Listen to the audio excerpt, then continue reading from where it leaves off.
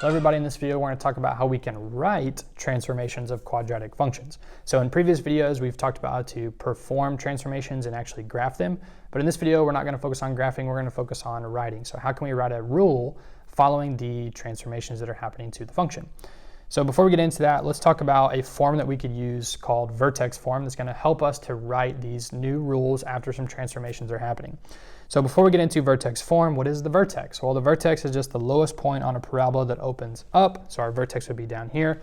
Or if our parabola opens down, it's going to be our highest point on the parabola. And that brings us to vertex form, where we have f of x equals a times a quantity of x minus h squared plus k. And here we have a little bit of a description about what these variables tell us. So a is a reflection in the x-axis, or it's a vertical stretch or a shrink. H is our horizontal translation, left and right, and k is our vertical translation. So also one thing about vertex form, our vertex is located at h comma k. So whatever numbers we have in for h and k, we can use those to find our vertex. All right, so let's take a look at example 1. It says, let the graph of g be a horizontal shrink by a factor of 1/4 and a reflection in the y-axis, followed by a translation 3 units up of the graph of f of x equals x squared. Write a rule for g and identify the vertex. So let's go ahead and underline the things that we need to take note of. So first of all, let the graph of g. So we're going to call this the g of x function. We know we're starting from our parent function x squared. And now let's underline what transformations are actually taking place. A horizontal shrink by a factor of 1/4, a reflection in the y-axis, a translation 3 units up. So now we see horizontal. We have to be very careful. Remember, horizontal is opposite of what it looks like, whether we're talking about a stretch or a shrink or a translation. So in this case, it's a horizontal shrink. So we want to make sure our multiplication is happening inside some parentheses. So we're going to square that.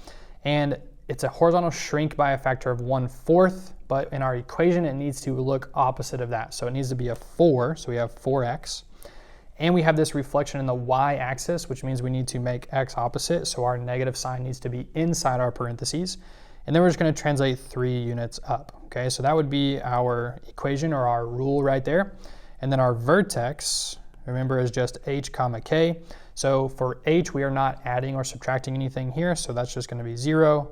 And that plus 3 means we're going to move up 3. So our vertex would be 0 comma 3. All right, for example 2. Says, let the graph of g be a vertical stretch by a factor of 3 and a reflection in the x-axis, followed by a translation 5 units down of the graph of our parent function. So once again, we got a graph of g, so we'll call this g of x.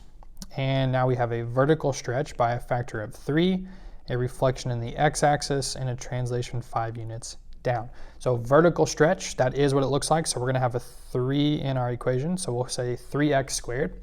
Reflection in the x-axis, so we do not need to put the negative in parentheses. We're just going to leave it out there next to the 3. And then a translation 5 units down, so that's going to be minus 5. So there's our rule, negative 3x squared minus 5. And our vertex is going to be 0, negative 5. So 0 because we're not moving our parabola left or right. We are moving it down 5 units, so 0, negative 5. All right, our last example.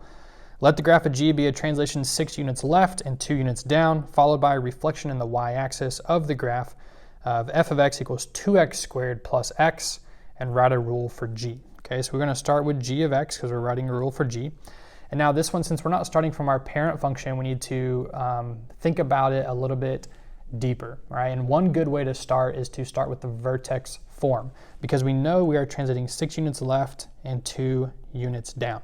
So what we could do is use our vertex form, so 6 units left, that's going to be x plus 6, and then 2 units down, that's going to be minus 2, okay?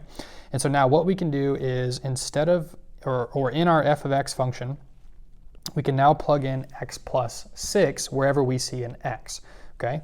And so now we can write it like this. We can say 2x plus 6 quantity squared plus x plus 6, and then we have minus 2. And now we just need to simplify. Okay, so we have 2, and then x plus 6 quantity squared, that's a square of a binomial, so it's going to give us a perfect square trinomial, which is x squared plus 12x plus 36. And then we have plus x plus 6, and then minus 2. So let's distribute this 2 here. So we get 2x squared plus 24x plus 72, and we're just going to continue writing out everything we have. So now we have 2x squared, and we'll go ahead and add our g of x here. We have a 24x and a positive x, so 25x. And then we have 72 plus 6 minus 2, so that's going to be 76. All right, so now that we have g of x equals 2x squared plus 25x plus 76, we just have to perform our y-axis reflection, and then we'll have our final equation. So we see reflection in the y-axis, and we just need to remember all that does is make x opposite. So we can take our g of x, and we're just going to say we want to find now the g of negative x. So we have 2 times negative x squared plus 25 times negative x, and then plus 76. So now we're going to get the g of negative x is equal to, well, negative x squared would be negative x times negative x, which is just x squared. So this is actually still 2x squared. And now we have 25 times negative x, so this is going to change to minus 25x and then plus 76. Okay, so our final rule for g, we could say g of x is equal to 2x squared minus 25x plus 76. Okay, and that is how you can write some transformations of quadratic functions.